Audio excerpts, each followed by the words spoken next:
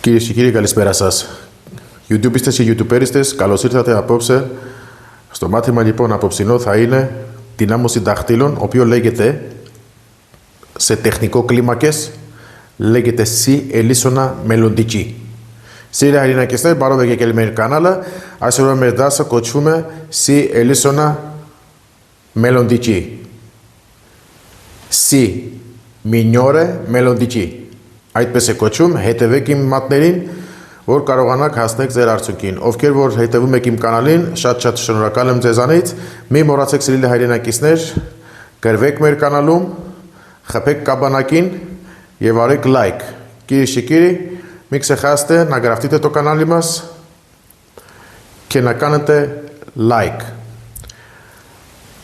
Ապոպսինո տո մաթիմը թային է սի էլիսոնա մելոդիջի. Պամ է, գնացինք.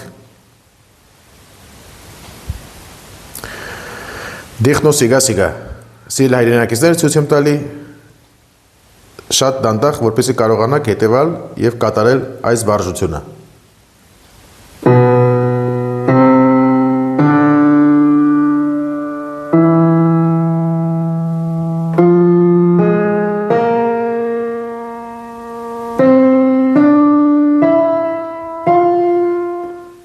Մեկ նորից ցույց եմ տալի, կեսից եմ ցույց տալի.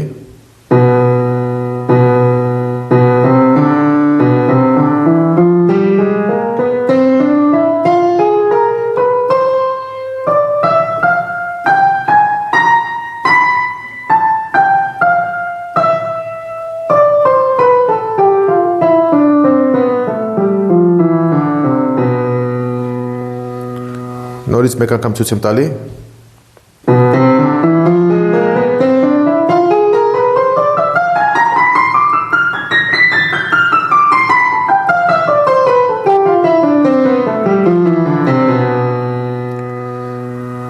Սիրելի հայրենակիցներ, պետք է այսպես կատարեք արագ.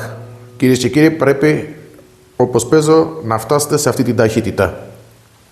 Լեգիտ է C էլիսոնա մելոդիկի.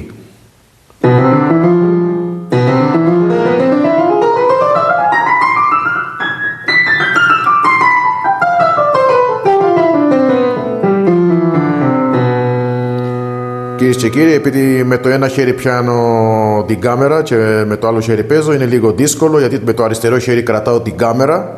Σε լայրենակիցներ ձախ ձեռքով բռնում եմ կամերան եւ դա շատ դժվար է, որովհետեւ պետք է համ հետևամ իմ մատներին, որ սխալ չկատարեմ եւ կամերային նայեմ, որպեսզի ճիշտ դուրս